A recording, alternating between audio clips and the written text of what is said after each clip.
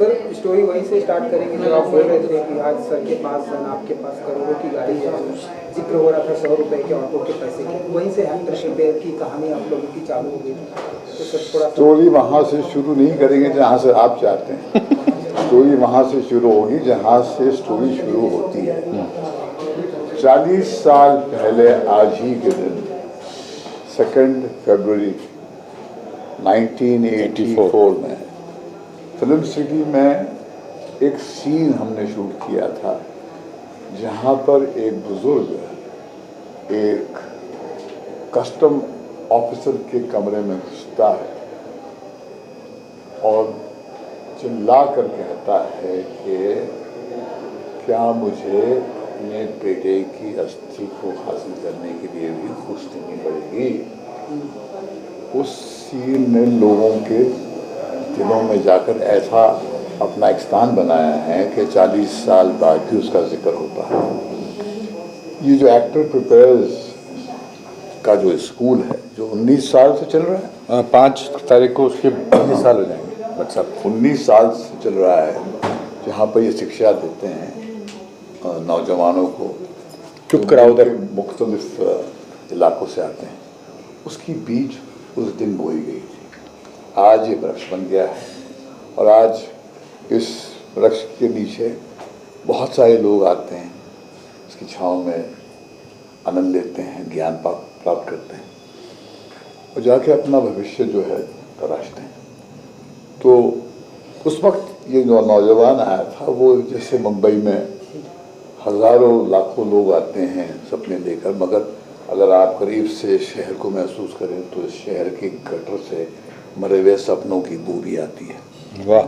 बहुत कम लोग हैं जो अपने जज्बे के बल पे, अपने इरादे के बल पर, अपनी मेहनत के बल पर कहीं पर एक मकाम बनाते हैं, क्योंकि ये पेशा जो है किसी को माफ़ नहीं करता, खास करके नाकामयाब लोगों को। और यहाँ पर इस नौजवान ने जब दरवाज़ा खटखटाया मेरे घर का और मैंने दरवाज़ा खोला तो मुझे आज भी याद है, वो एक चेहरा था जिसकी आँखों में एक नूर था और एक उम्मीद थी कि यहाँ से कुछ हो जाएगा। और मुझे ठीक से याद है कि मुझे तुम्हारा नाम याद आ गया। हाँ बच्चा, आई वॉज वेरी हैप्पी। उन दिनों डायरेक्टर्स जो हैं स्ट्रगलिंग एक्टर्स के फ़ोन उठाया करते, वो एक प्रथा थी और हम भी खास कामयाब नहीं थे, मगर उठाने की प्रथा जो है उस वक्त ही आज नहीं है। तो वहाँ से इस नौजवान का सफ़र शुरू हुआ। 28 साल का था जब उससे मैंने एक 65 इयर्स ओल्ड कैरेक्टर का किरदार दिया। लोगों को लगा कि एक बूढ़े का रोल होगा। उनकी जहनियत पे तरस आया मुझे कि जो मैं बनाने जा रहा हूँ वो मुझे पता है, और शायद इस बच्चे को भी पता नहीं था कि क्या बना रहा हूँ मैं। मगर इसकी जो खास बात है, इसकी एक्टिंग की कला, ये तो गोल्ड मेडलिस्ट थे जब आए थे, ये शिक्षा देते थे लोगों को एक्टिंग के। मगर जब ये इसकी जो खास बात है वो समर्पण करना। समर्पण का जो ज्ञान है ना, ये कोई आप किसी को दे नहीं सकते। वो आपकी फितरत में, आपकी रूह में होता है या तो नहीं होता। जब तक आप समर्पण नहीं करते, उस किरदार को वो बिल्कुल अपनाते नहीं हैं, तब तक वो संभव ही नहीं है कि ज़ारान जैसी परफॉर्मेंस आप दें जो मैंने कल 84 के बाद में देखी। मैंने 40 साल बाद। हाँ, मैंने लास्ट देखी थी मॉस्को में। बच्चन साहब थे, गाडगिल साहब थे, इंफॉर्मेशन मिनिस्टर। रशिया में ऑफिशियल एंट्री थी ये, वहाँ पर स्पेशल क्रिटिक्स अवार्ड मिला था। 4000 लोगों की ऑडिटोरियम में अनुपम वहाँ पर ही फिल्म देखी थी हमने और स्टैंडिंग ओवेशन मिला था। स्पॉटलाइट मेरे पे आ गई थी तो अमिताभ जी ने मुझे पीछे से ऐसा इशारा किया, वही उठ तेरे कि लोग तेरे लिए तालियां बजा रहे हैं। अभी डायरेक्टर्स के लिए तालियां बजाने की परंपरा कहाँ थी यहाँ पर। तो वहाँ से जो एक मैंने लास्ट मरतबा देखी थी फिल्म ये, और कल मैंने देखी। मतलब आज जाके बच्चों से बात करनी है सारांश के बारे में, अनुपम के बारे में, और अनुपम की खास करके उस अदा के बारे में जो इन बच्चों को अपनाना चाहिए। क्योंकि हुनर तो मिल जाएगा, स्किल्स तो मिल जाएगी, मगर वो कहाँ से लाओगे। तो उसके बाद में मैंने जब कल फिल्म देखी तो मुझे यकीन नहीं हुआ कि इस फिल्म में इतनी ईमानदारी, इतनी पाक फिल्म रही। यहाँ तो वीकेंड नहीं चलती फिल्में। हमने भी बहुत सारी फिल्में बनाई हैं, हमने ज़्यादा फ्लॉप्स बनाई हैं, हिट्स के कम ज़्यादा, मगर कहीं पर इसकी रूह में कुछ बात थी। वो बात कहीं इसके दिल से निकली थी।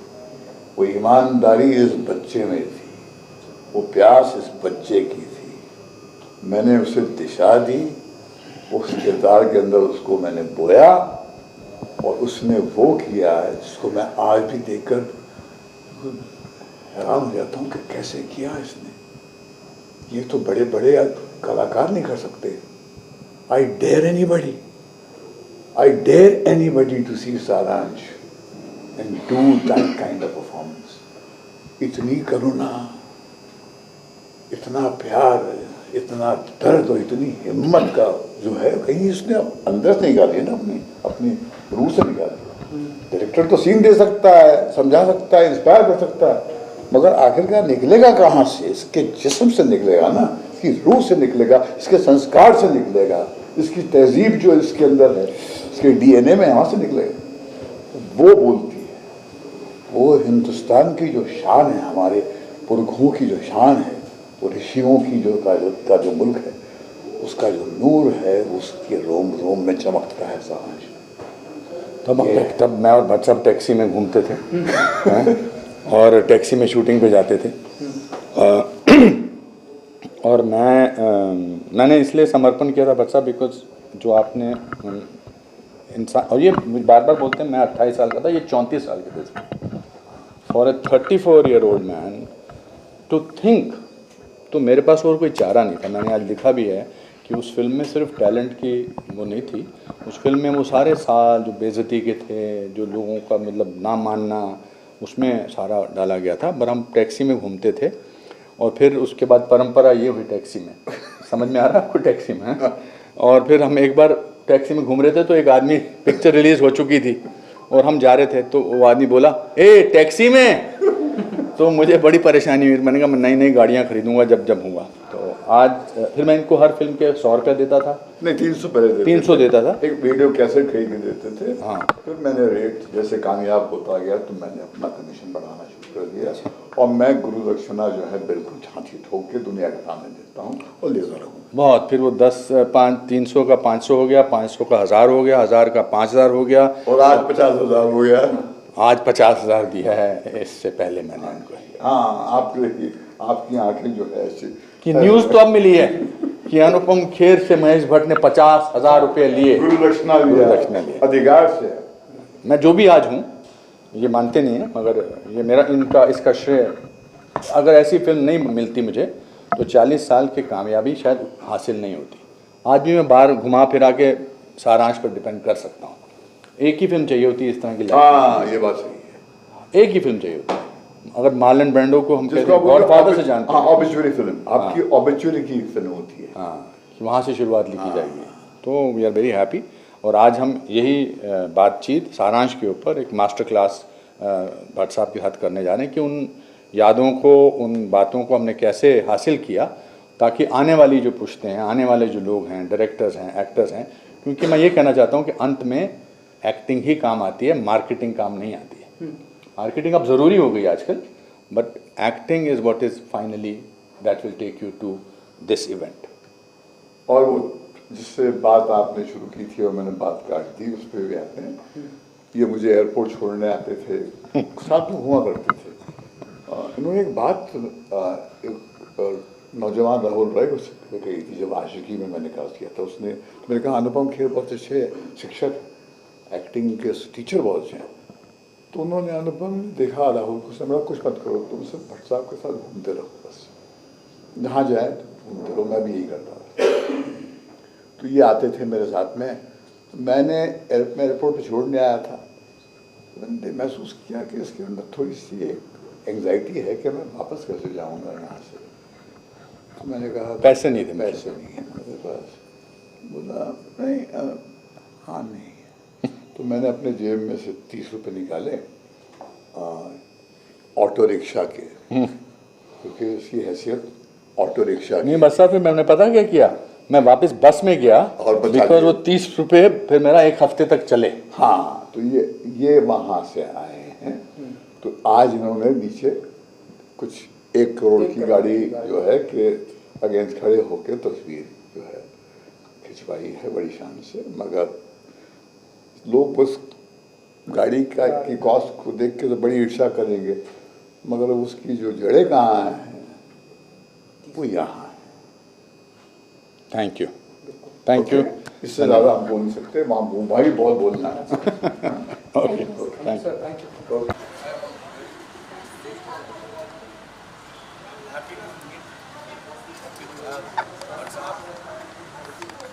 नीचे वेट कर रहे हैं मेरा तब पर मेरे को भैया ये इतिहास गवाह है कि ये स्टार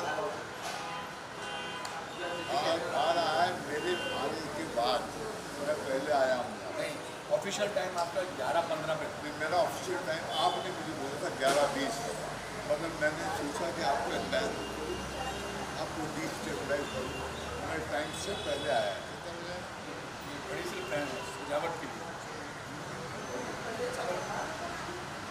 ये जोर से बोलो ना, बहुत अच्छा लग रहा है।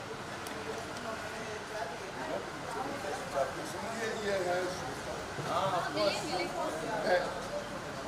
राजीव जी है, ये है जिसने 10 प्रतिमा देखी है आपने सारांश है। सारांश अभी, और ये है दत्तू साहब जिन्होंने सुबह भेजा है आपका ये। मैंने 125-150 बार से ज़्यादा की। नहीं हाँ हाँ मैंने 84 के बाद हाँ सब 40-50 बार तो हमने राष्ट्रीय इंटरनेशनल में देखी थी। हाँ मगर मैंने 84 के बाद मैंने लास्ट टाइम देखी थी मॉस्को में with mister Bachchan and mister BN Gadgil जो थे मिनिस्टर ऑफ इंफॉर्मेशन, और वो 4000 लोगों का ऑडिटोरियम था और स्टैंडिंग ओवेशन में तो ऑर्डिनेट है। अमिताभ जी अपने फेरे में मैंने भी सुबह 5:30 बजे देखी। 5:30 तो बहुत होया, बहुत। तो ड्राफ्ट बन गया मेरा। आइए सर करते हैं। Thank you for coming, thank you.